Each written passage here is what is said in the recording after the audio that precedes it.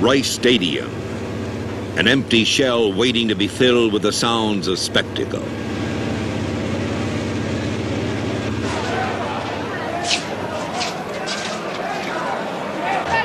Programs here. Get your programs, Super Bowl programs, right here. Programs right here. Programs right here. Yay, Viking! Yay! We eat dolphins for lunch and supper and dinner, all at one time. Purple power! Purple power! Peter Eater! Go! Okay, boys!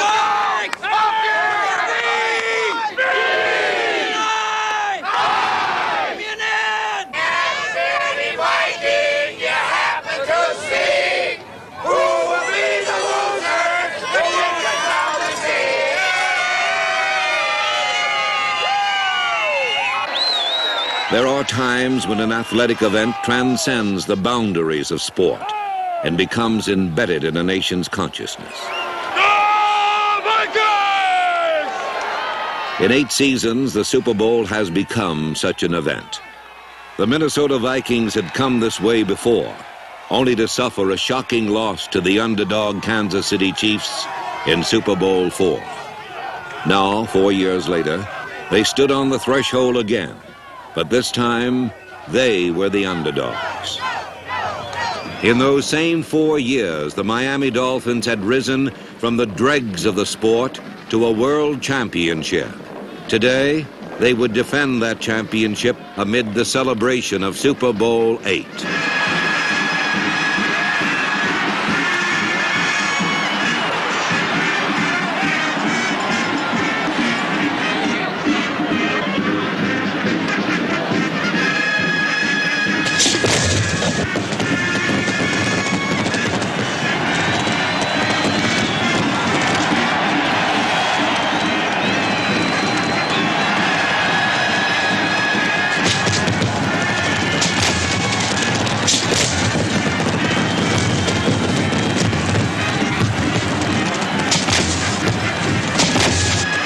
In the emotional fever of Super Sunday, attention naturally focused on the superstars.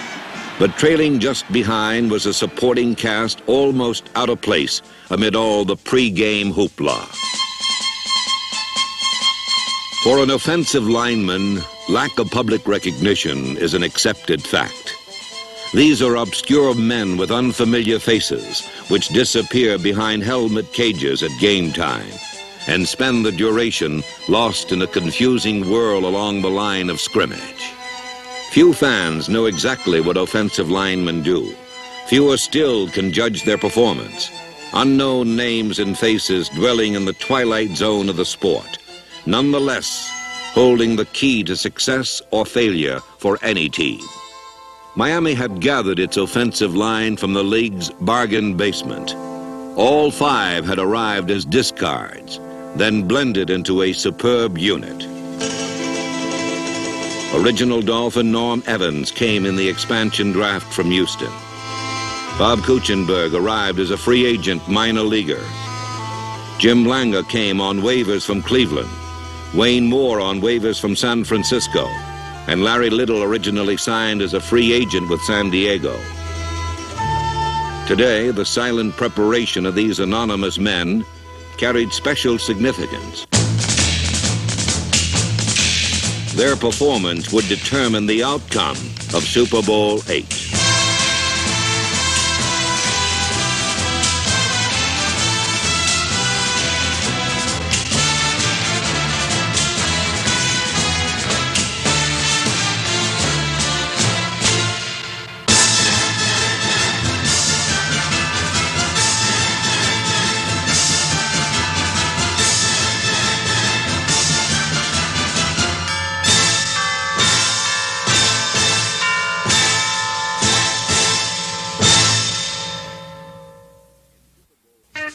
In Super Bowl VIII, the Miami Dolphins would try to duplicate Green Bay's back-to-back world championships.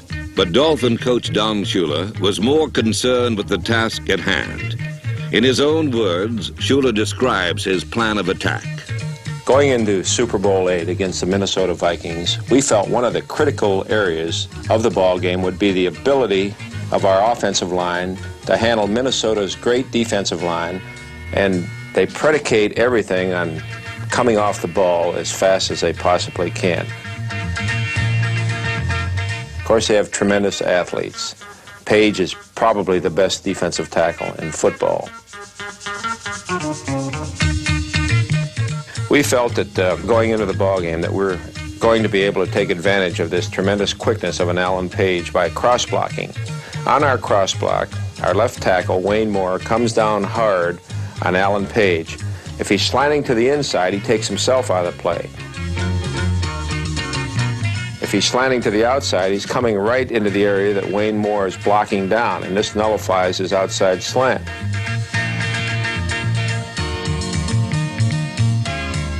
Kuchenberg, on this play, lets Wayne Moore go first, and then he pulls to the outside, and he blocks out on their defensive end. The play was very effective, and it was only because the cross block was the type of blocking that should be used against these hard-charging defensive linemen.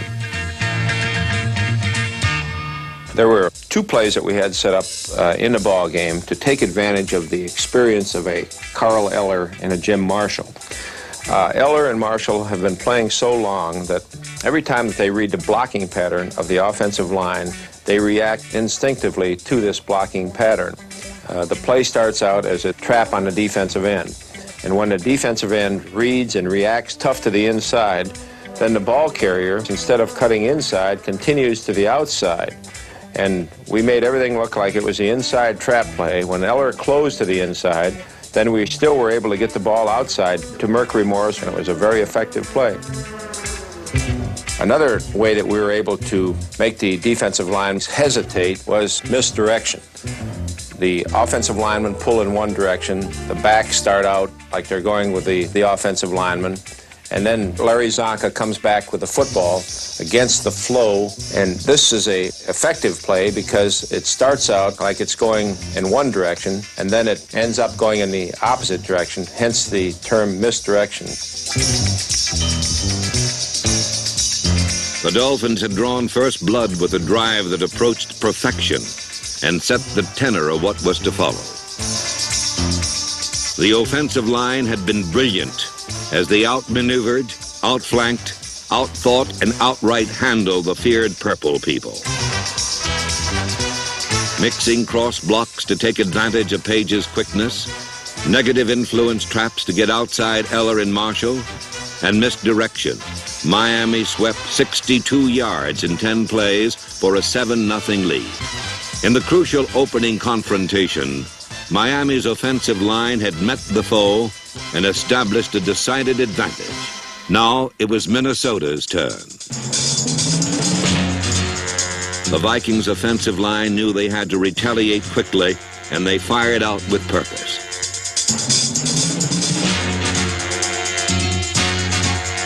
But for every Miami man handled, two more popped up in his place. Miami defense soars to greatness on pursuit, each man with a designated path to the ball carrier, spinning a systematic web of control, coordinated by discipline and determination.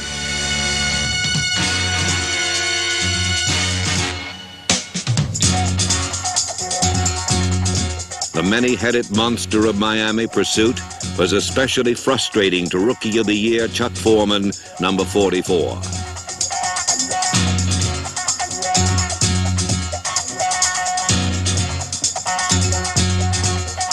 The Vikings would go the first 24 minutes of the game with only one first down.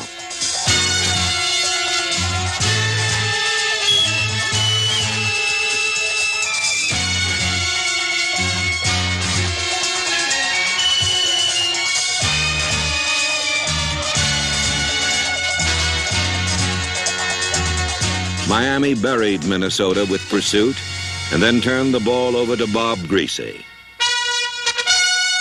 Much pre-game speculation surrounded Paul Warfield's pulled hamstring, so Greasy sent number 42 in motion, spreading the Minnesota secondary. With the flow going outside, Greasy dropped straight back, then looked over the middle and found tight end Jim Mandich. Having already established the running game, Jim Langer and Bob Kuchenberg switched to pass protection, double-teaming the furious rush of Alan Page, giving Greasy time to complete 4 for 4 in the first quarter.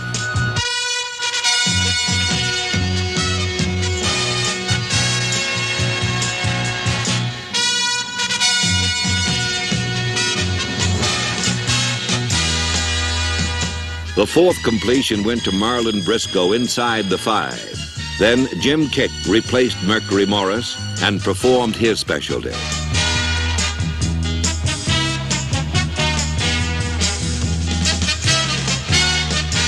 With 2 plunges, Kick took the ball over for Miami's second touchdown.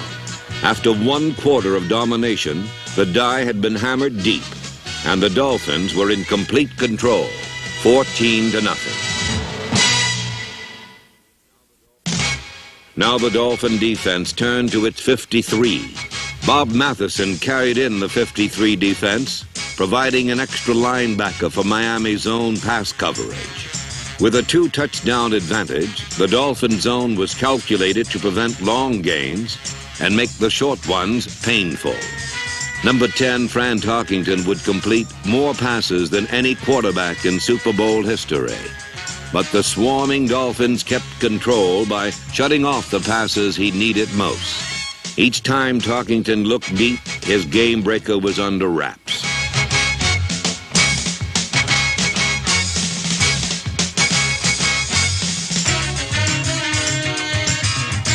Number 42, John Gilliam, drew a stifling Dolphin double team, and finally Tarkington ran out of time.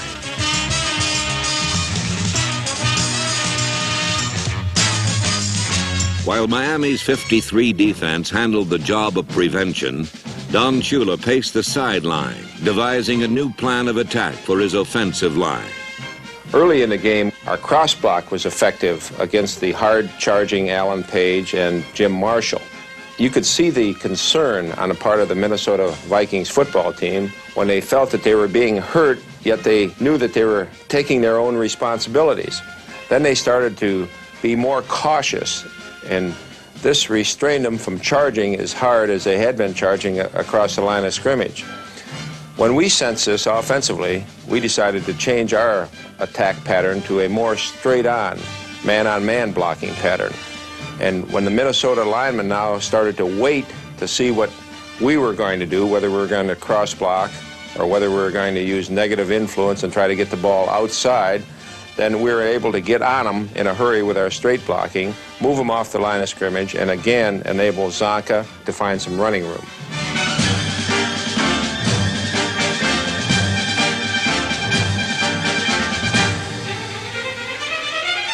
With a change of strategy, the Dolphin running attack now turned to simple, brute power. Larry Zonka and his escort, a perfect blend of back and line, man-on-man blocking and man-on-man ball carrying.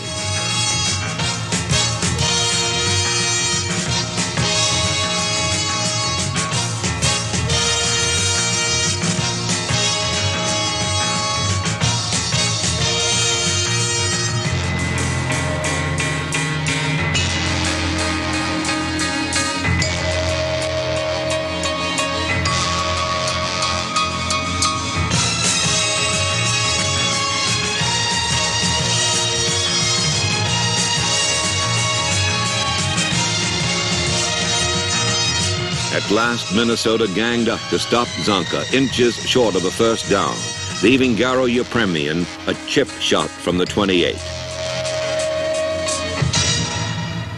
Zonka and his blockers had padded the lead to 17-0, and with time running out in the first half, the Minnesota offensive line had only one way to go.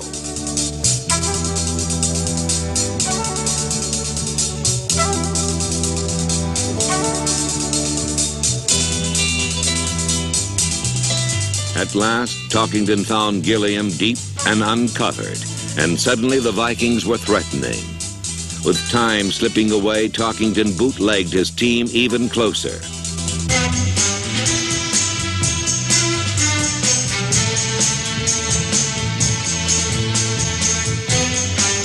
With fourth down at the Dolphin 6, Talkington came up 3 inches short, and the Viking bench sent in word to go for it. These are the moments that test the true mettle of a champion. 1 minute 4 seconds remaining, fourth down, time to dig in, time to reach down, time to find out which team wants it the most.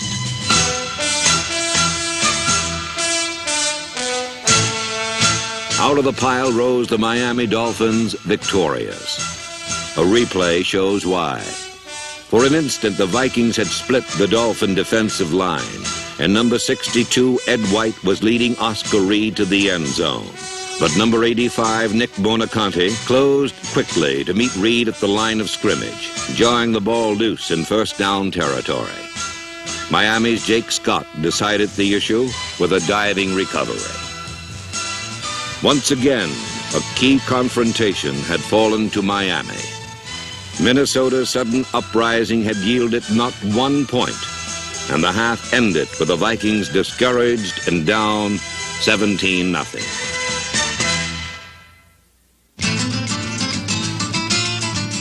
The Miami Dolphins returned for the second half with a comfortable pad and overinflated confidence. On the first play, John Gilliam quickly brought them back to reality.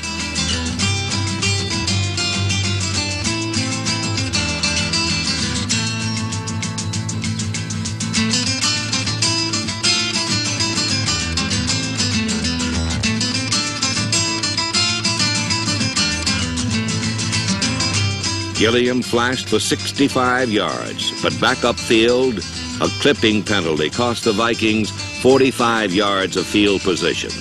The reprieve gave Manny Fernandez and the Dolphin defense a chance to regroup and handle a new Minnesota tactic. Fernandez stacked over center, then Tarkington sprinted out in an attempt to clear Dolphin pursuit. Fernandez never gave him a chance.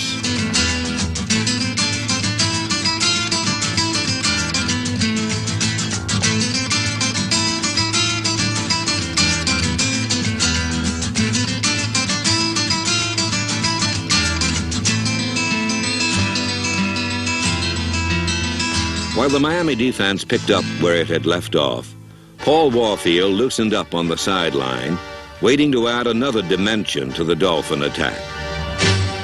Warfield had limped through the first half, acting as a decoy, protecting a pulled hamstring, waiting for just the right moment to cut loose. Now, on Miami's first possession of the second half, Don Shula called his signal, and Warfield exploded upfield.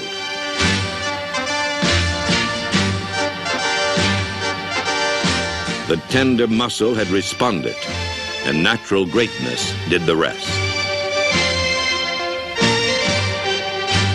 This was a day of destiny for the Miami Dolphins, a day when even their own mistakes could not defeat them.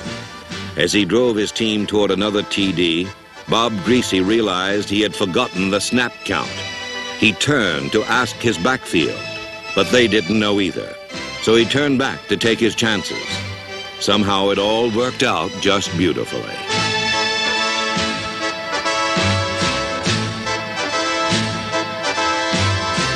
Larry Zonka blasted in, and the broken play gave Miami an awesome 24-0 advantage.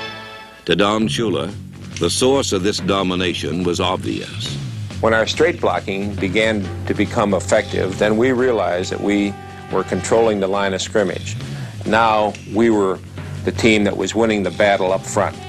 But after you win the battle up front, then you have to continue to work for position follow-through.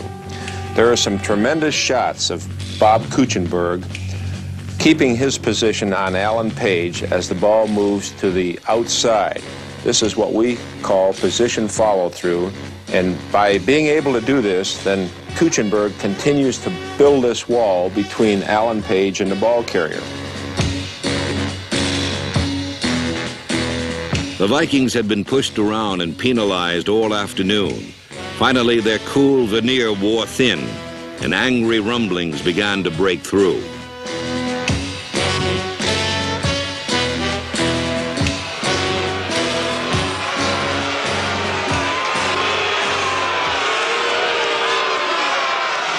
Down on the sidelines, the game is more intense, more real. Now, although hopelessly behind, the aroused Vikings would strike back in anger at the source of all their frustrations.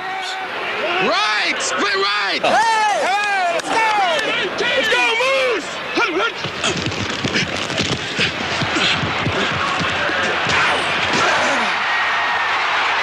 Way to stick and call, baby! Better way to stick! Come on, Greasy, get up! Get up! Let's go, Moose!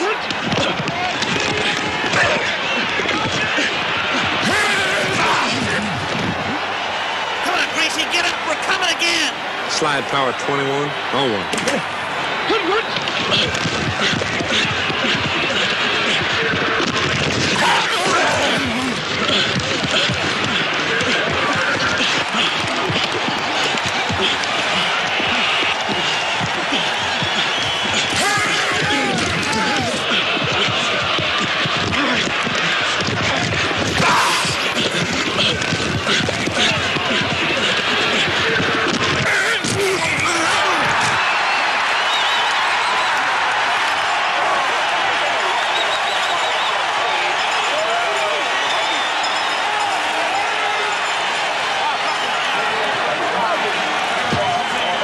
Oh, hit his foot!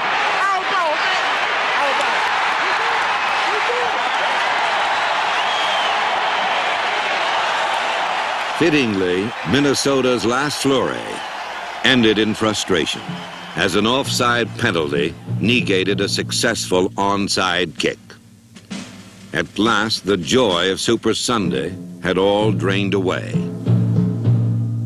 The Minnesota Vikings had been decisively defeated, but it was more a result of Miami brilliance than their own failure. Minnesota had simply met the irresistible force and had been crushed. Defensive end Carl Eller summed it up best when he said, "I have never seen a more dominating team than the Miami Dolphins. All afternoon I had the feeling that the outcome had already been decreed on high before we even took the field. It seemed I could hear Scottish bagpipes in the distance, keeping time as they came after us, wave after wave, gaining ground so easily they seemed to be floating in suspended animation."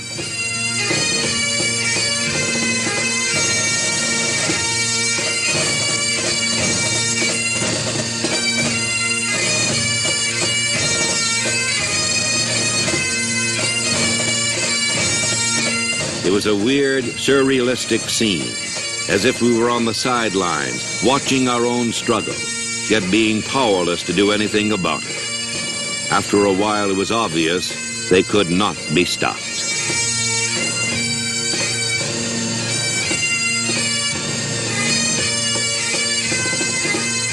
For Carl Eller and the Minnesota Vikings, Super Bowl VIII was a strange nightmare. For the Miami Dolphins, it was a dream of near perfection, a performance unequaled in Super Bowl history. As time ran out, accolades rained down on the Miami superstars. Larry Zonka had convinced the nation of his greatness with a Super Bowl record 145 yards rushing and was named Player of the Game. But there were others who shared at least equally in his accomplishment. 5 anonymous men had turned in a performance of artistry and rare beauty that few who watched the game were even aware of. Yet their coach and teammates knew, in the end, the game ball was in appropriate hands, as the Miami Dolphins, one and all, earned the right to be called world champions.